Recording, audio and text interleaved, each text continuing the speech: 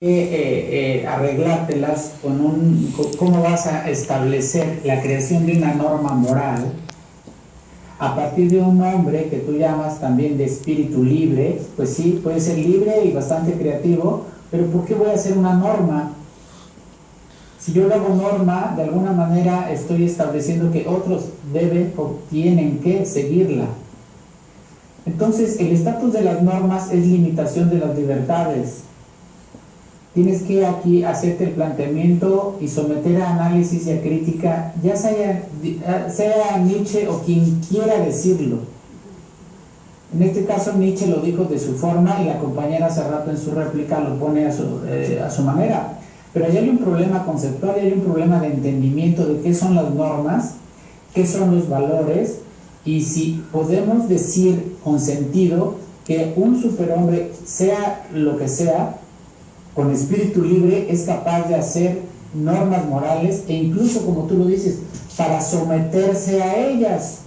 Eso es textual de tu página 4. Creo que allí tienes que presionarte a escribir con más claridad y con más elegancia, porque de otra manera es quizá imputarle a Nietzsche cosas que quizá no dijo, o quizá también lo que estás haciendo tú es hacer planteamientos que no están siendo claros o que pueden autorrefutarse. Por otro lado, para terminar, si la crítica que tú dices que hizo Nietzsche fue nada más no a que Dios haya muerto, sino a la religión, bueno, tuvimos un crítico a las religiones un siglo antes, y ya Marx se había encargado de decir que las religiones producían enajenación en los pueblos y que las religiones operaban como aparatos ideológicos. Entonces, yo que tú, si voy a hacer una crítica a las religiones, tomo como un parteaguas en la historia de la filosofía a Marx y no a Nietzsche.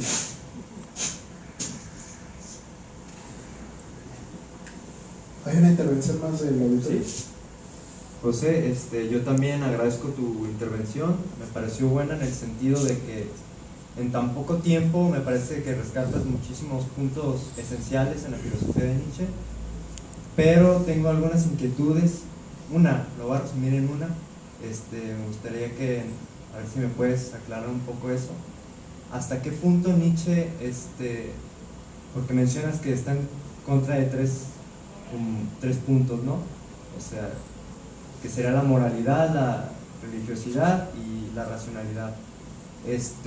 ¿Hasta qué punto está en contra Nietzsche de la racionalidad? Ya que considero que para formar una moralidad del superhombre se ocupa la reflexión. Claro, se puede decir que esa reflexión va encaminada a reivindicar los instintos, pero también aquí se encuentra el problema de qué instintos se le deben de dar más valor, porque hay muchos instintos y se pueden contraponer, ¿no?, unos a otros. Por ejemplo, podemos decir que un instinto de querer la paz puede ser un instinto, o también el instinto de guerra. O sea, ahí necesitaríamos la reflexión. ¿Hasta qué punto Nietzsche está en contra de la racionalidad? Yo también tengo una intervención. Bueno, Nietzsche no es uno de los autores que me gusta trabajar, pero lo he hecho. Pienso que es objeto de interpretaciones completamente diferentes, a veces opuestas, entonces se me hace un poco criticable su forma de argumentar. Bueno, no argumenta, pero de las ideas que propone. Sin embargo, cuando leí a Nietzsche, cuando lo empecé a leer en alemán, me llegó una sorpresa y va con referencia sobre los valores subjetivos e intersubjetivos. Bueno, yo sí soy de la idea, comparto la idea con el doctor, y no pienso que Nietzsche en algún momento haya estado hablando de individualidad, puesto que el concepto de superhombre, en español, bueno, lo leímos como superhombre y pensamos que habla del individuo, pero en alemán ocurre una cosa chistosa que no es ese concepto, sino es Übermensch.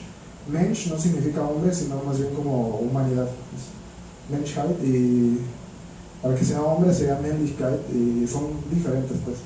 Entonces, más bien pienso que Nietzsche, no sé mucho, pero pienso que por el mismo concepto él se estaba refiriendo a un colectivo ya, pues, no a un solo individuo.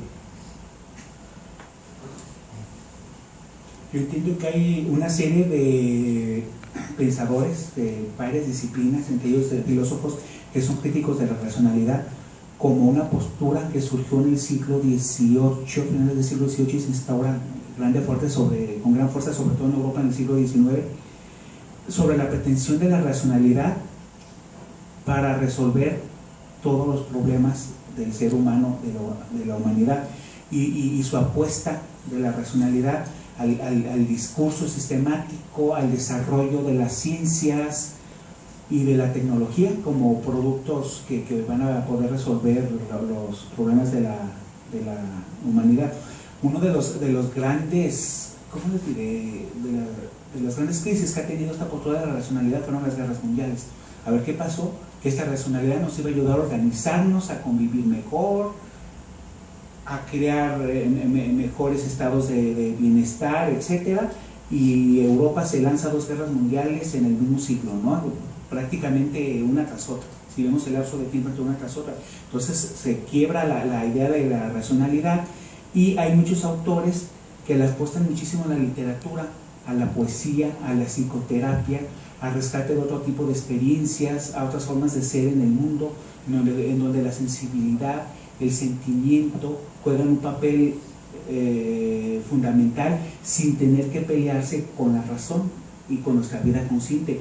Es como darle una puerta a todo aquello que nosotros somos, y todo lo que somos también es ideas y sentimientos y sensibilidad, etcétera, ¿no? Estas posturas las rescatan muchísimo las psicologías humanistas, la Gestalt, el psicoanálisis, el humanismo, etcétera.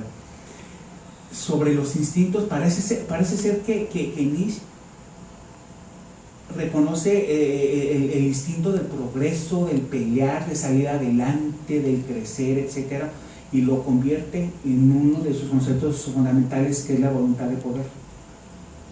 Ese sería como el principal instinto que debe de regir la vida del superhombre, de esa transición del hombre al gran salto del superhombre. Y en este gran salto que Nietzsche propone y la apuesta con su frase "Dios ha muerto", yo lo entiendo y lo interpreto como que es ya es tiempo, digámoslo así, quiero imaginarme lo que dice, ya es tiempo de que el hombre crezca y dé un salto evolutivo y se transforme en otra cosa. Dice ahí que hay un proceso de transmutación de valores, de reconversión de valores. Dejo algunos que no me sirven y me doy a la tarea de construir otros. Él le apuesta sobre todo al trabajo individual. Yo creo que por eso lo rescatan muchísimo psicólogos y psicoanalistas, porque los psicoanalistas son muy del trabajo subjetivo, aunque luego también no están peleados con la idea de lo social y del grupo y de la familia, etcétera, pero sobre todo hacen énfasis en el trabajo de la subjetividad. Y Nietzsche también le apuesta mucho a eso, a ver a qué pasa interiormente en el individuo, que hay un proceso de reflexión de los valores que no me han servido y que no le han servido a la humanidad a lo largo de la historia, para asumirme en la vida frente a otra posición con otros valores que si bien pueden estar en la sociedad y germinando, yo los asimilo conscientemente y los hago propios. Es decir, en un momento dado pareciera ser que la resolución entre individuo y sociedad es esta apuesta a no necesitamos la idea de Dios y del ideal y de lo absoluto, porque no ha beneficiado el desarrollo de los individuos, y si no hay desarrollo de los individuos no hay desarrollo social.